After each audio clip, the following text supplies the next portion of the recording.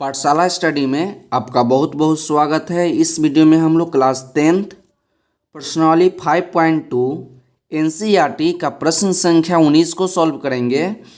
प्रश्न संख्या 19 में आपको दिया गया है कि सुब्बा राव ने 1995 में 5,000 रुपये के मासिक वेतन पर कार्य आरंभ किया और प्रत्येक वर्ष 200 रुपये की वेतन वृद्धि प्राप्त की, तो किस वर्ष में उसका वेतन 7,000 हो जाएगा।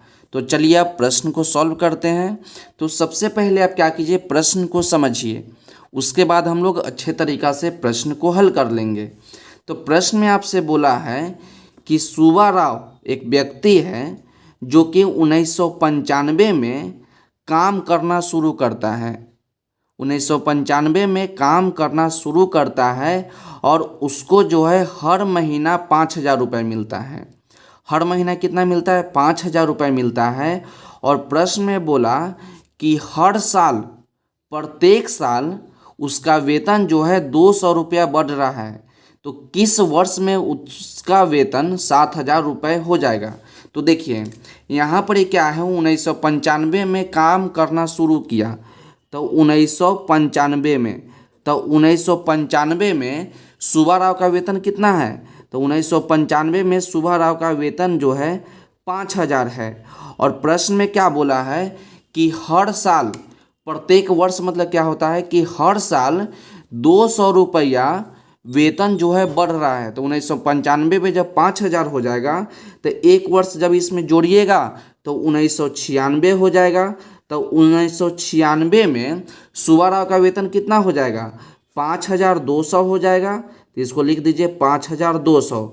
फिर अगले साल मतलब कि 1997 में, तो 1997 में सुब्बा राव का वेतन जो हो जाएगा, अब इसमें 200 रुपया बढ़ेगा तो कितना हो जाएगा? 5,400 रुपया हो जाएगा।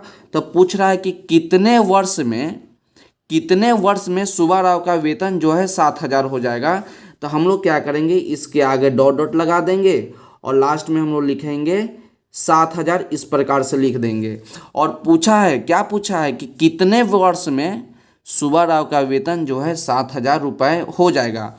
तो यहाँ पर आप देख सकते हैं कि एक श्रेणी बन गया 5,000, 5,200, 5,400 डॉट डॉट 7,000। तो देखिए जब ये दोनों को आपस में घटाइएगा, जब 5,200 में से 5,000 घटाइएगा तो इसका अंतर जो होगा 200 का हो जाएगा। ये आपको समझने के लिए, जब 5,200 में 5,000 घटाइएगा तो 200 आ गया। जब ये दोनों का अंतर निकालिएगा, 5,400 में से 5,200 घटाइएगा तो इसका भी अंतर 200 आ गया।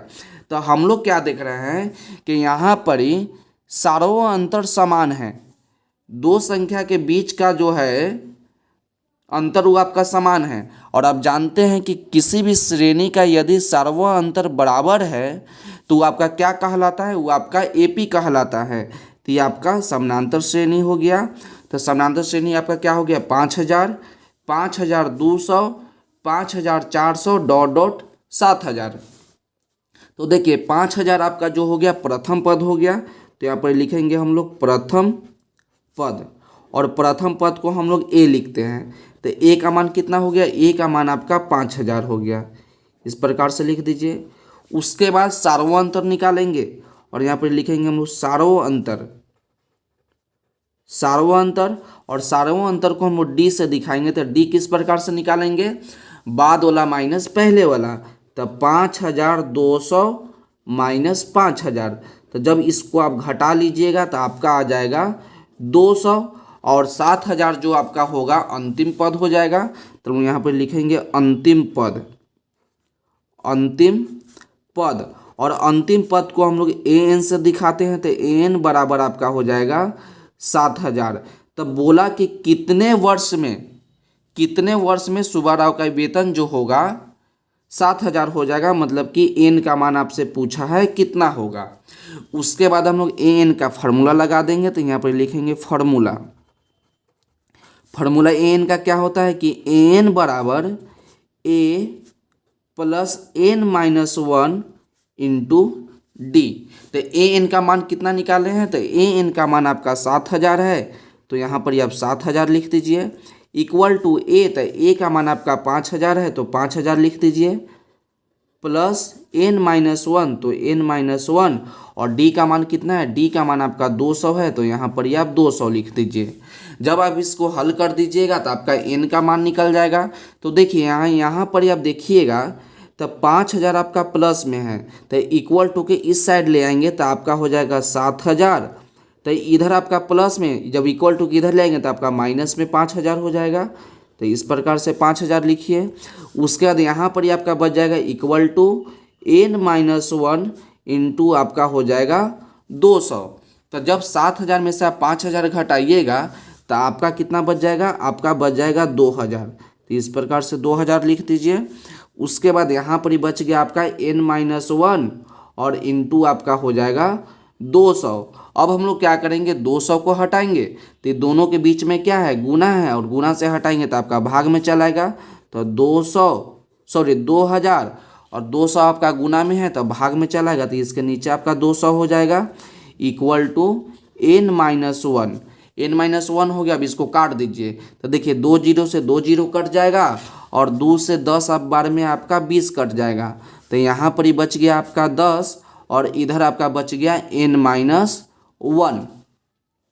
अब क्या करेंगे, 1 को बुला लेंगे। तो जब आप n1 को बुलाइएगा तो आपका क्या हो जाएगा 10 और माइनस में 1 इधर आएगा तब प्लस में 1 इक्वल टू n। तो n बराबर कितना हो जाएगा, 10 + 1, तो आपका हो जाएगा 11। तो सुब्बा राव का वेतन जो है, सुब्बा राव का वेतन जो है 11 वर्ष में कितना हो जाएगा, तो 11 वर्ष के बाद उसका वेतन जो है 7000 रुपये हो जाएगा। तो हम लोग नीचे लिख देंगे कि सुब्बा राव का वेतन इस प्रकार से लिख देंगे कि 11 वर्ष में सुब्बा राव का वेतन 7000 रुपये हो जाएगा। तो इसको आप एक बार ध्यान से देख लीजिए और थोड़ा सा और समझ लीजिए कि प्रश्न में क्या बोला। देखिए प्रश्न में जब हम देखें कि 1995 में 5000, केवल आपको नॉलेज के लिए हम बता देते हैं, लेकिन आपको प्रश्न जो है यहीं पर ही कंप्लीट है। तो 1995 में 5000, 1996 में 5200, 1997 में 5400। तो आप पूछिए कि सर कितना, मतलब कि 1997 में है तो कितना वर्ष में उसका जो है 7000 रुपये पूर जाएगा। तो 1995 में 5000, तो 11 वर्ष के बाद जो होगा 7000 पूर जाएगा। तो 11 वर्ष के बाद कितना होगा, तो देखिए 1995 में हम लोग 11 जोड़ देंगे। तो 1995 में हम लोग क्या करेंगे, 11 जोड़ दीजिए। 11 वर्ष बाद ना है तो 11 जोड़ दीजिएगा। तो 5 1 6 और 9 1 10 और 9 1 10 और 1 1 दे, मतलब कि 1995 में सुब्बा राव का वेतन जो है 5000 था। अब 2006 में इसका वेतन जो है 7000 होगा। तो ये आपका जो है समझने के लिए था। प्रश्न आपका यहीं पर ही कंप्लीट होता है। तो इसको एक बार ध्यान से देख लीजिए और इसका स्क्रीनशॉट ले लीजिए ताकि बाद में आप इसको अच्छे तरीक़ा से नोट कर लीजिएगा।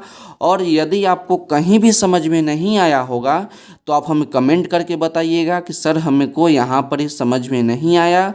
यदि आपको किसी भी टॉपिक पे वीडियो चाहिए तो वो भी आप हमें कमेंट कर बता सकते हैं। तो एक बार इसको स्क्रीनशॉट ले लीजिए। तो ये आपका हो जाएगा पहला भाग और नीचे आपका हो जाएगा दूसरा भाग। इस प्रकार से ले लीजिए। तो ये आपका दूसरा भाग। तो आज की वीडियो के लिए बस इतना ही। मिलते हैं अगले वीडियो में। तब तक पढ़ते रहिए और बढ़ते रहिए और चैनल को सब्सक्राइब जरूर कर दीजिएगा, अपने दोस्तों के साथ शेयर कर दीजिएगा। तब तक मिलते हैं अगले वीडियो में।